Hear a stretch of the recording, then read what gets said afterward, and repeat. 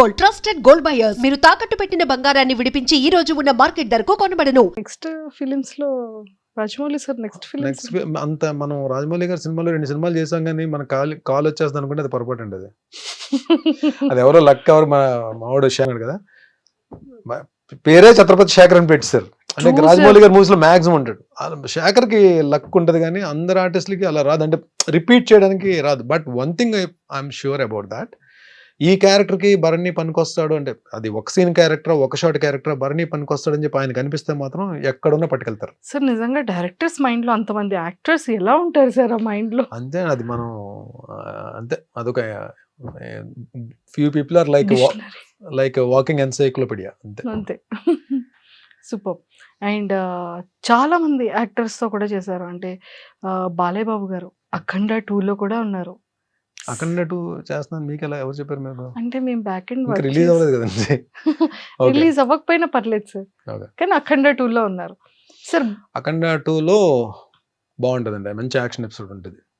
అంటే అది సిచ్యువేషన్ ఏంటని నేను చెప్పడం కరెక్ట్ కాదు కానీ మంచి ఎపిసోడ్ ఉంటుంది. నన్ను కొట్టిన తర్వాత ఆయన చెప్పే డైలాగులు పేలిపోతాయి, నెక్స్ట్ లెవెల్ ఉంటాయి. అంటే ఆ మూమెంట్ ఉంటుంది. ఆయన బాలయ్య గారు బోయపాటి గారు అంటే మీకు డైలాగ్స్ ఎలా ఉంటాయో తెలుసు కదా, మామూలుగా ఉండదు అది. అలాంటిది ఆ ఎపిసోడ్లో చెప్పే స్ట్రాంగ్ డైలాగ్స్, అంటే మంచి జనాల్లోకి వెళ్ళే డైలాగ్స్ నన్ను కొడుతూ చెప్తారు, అది బాగుంటుంది dialogues. Super sir. Balayya Babu గారికి మీకు ఏమైనా మెమరబుల్ మూమెంట్స్ ఏమైనా?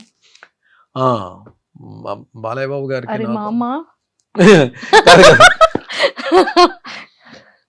బాలయ్య బాబు గారు యాక్చువల్లీ నేను ఆయనతో డిక్టేటర్ అనే మూవీ వచ్చింది శ్రీవాస్ గారి డైరెక్షన్లో.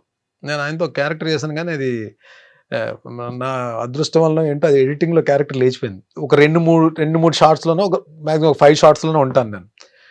అప్పుడే బాలయ్య బాబు కొంచెం పరిచయం. బాలయ్య ఆయన ఎనర్జీ లెవెల్స్ అంటే ఆన్ స్క్రీన్ మీకు చూసింది చాలా తక్కువ అండి, ఆఫ్ స్క్రీన్ కూడా చాలా ఎనర్జెటిక్గా ఉంటారు ఆయన.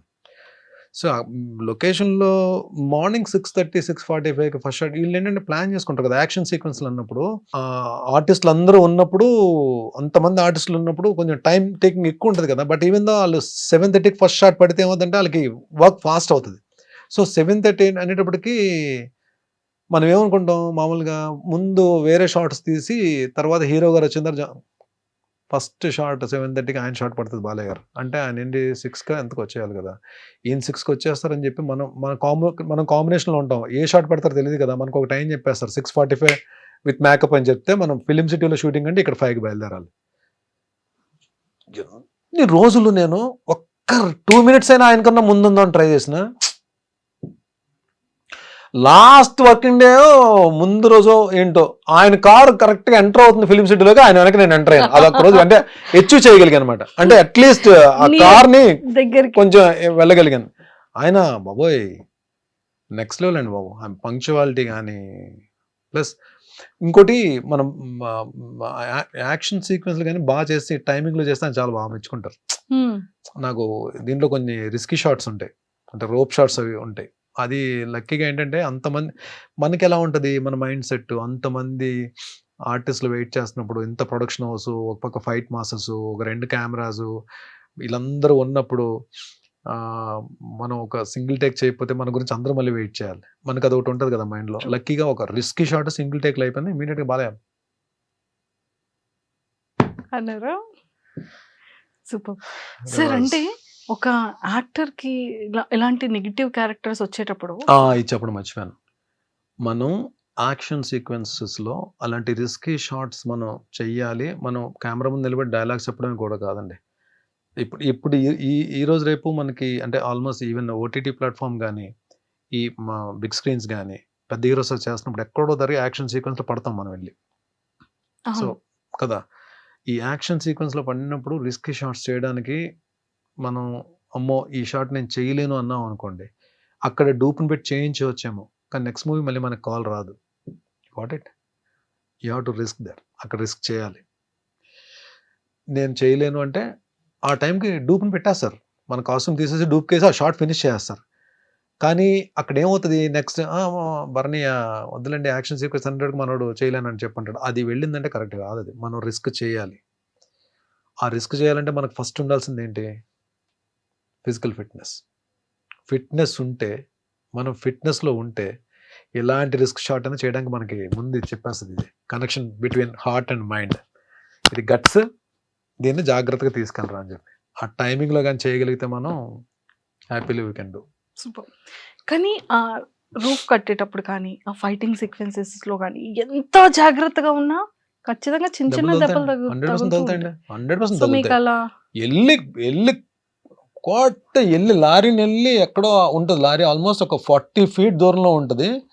వెళ్ళి లారీకి వెళ్ళి గుద్దుకుంటే ఆ లారీ నిండా గన్నీ బ్యాగ్స్ ఉంటాయి, నాతో పాటు బ్యాగ్స్ అన్ని కింద పడతాయి. ఇది షార్ట్, ఇది షార్ట్ తేడా అయింది అనుకోండి, మళ్ళీ కిందకి పడిన గన్నీ బ్యాగ్స్ అన్ని మళ్ళీ లారీ ఎక్కించాలి బా కదా. ఇక్కడ ఎంత వర్క్ కదా వీళ్ళకి, అంటే అది అలా వెళ్ళిపోతుంది ఫ్రేమ్లో షార్ట్. ఫ్రేమ్లో మనకు సినిమా చూసినప్పుడు అలా వెళ్ళిపోతుంది, కానీ దాని వెనక ఎంత ఉంటుందంటే వర్క్ అసలు బ్లాస్ట్లు అవుతాయి పర్ఫెక్ట్గా, మళ్ళీ నా ల్యాండింగ్ కూడా పర్ఫెక్ట్గా ల్యాండ్ అవ్వాలి. ఏది దాన్ని తగులుకొని బ్యాగ్స్ అన్ని మీద పడుతున్నప్పుడు కూడా ల్యాండింగ్ కరెక్ట్గా ల్యాండ్ అవ్వాలి, ఎక్స్ప్రెషన్ మిస్ అవ్వదు, ఆ పెయిన్ ఎక్స్ప్రెషన్ ఇవ్వాలి.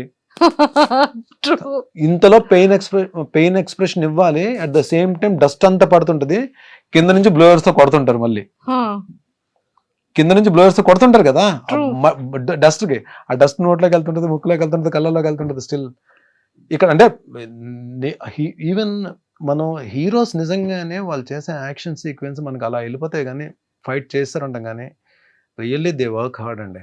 రియల్లీ అంటే చాలా పేషెన్స్ ఉండాలి వాళ్ళు. నిజంగా మెగాస్టార్ గారు ఆ ఊరికనే మెగాస్టార్ అవుతారండి.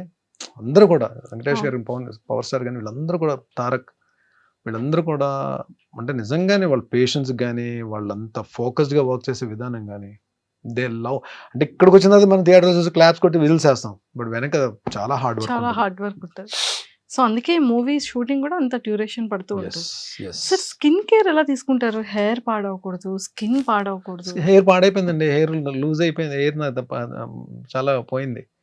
స్కిన్ కూడా ఏంటంటే నేను మేబీ నేను స్కిన్కి స్పెషల్గా నేను ఏం కేర్ ఏం తీసుకోవట్లేదు. మరి నేను అంటే మేబీ నా స్కిన్ కూడా పెద్ద సన్ స్క్రీన్ అవి ఏమో అంటే అంత పర్టికులర్గా నేను చేసే క్యారెక్టర్స్ అన్ని దెబ్బలు తగిలించుకునే క్యారెక్టర్లే కదా, పెద్ద గ్లామర్ పెద్ద ఏం అవసరం ఉండదు, పెద్ద మేకప్ కూడా వెళ్తే వేస్తే మసి రాసేస్తారు ముఖానికి, లేదా బ్లడ్ ఏదో పడుతుంది.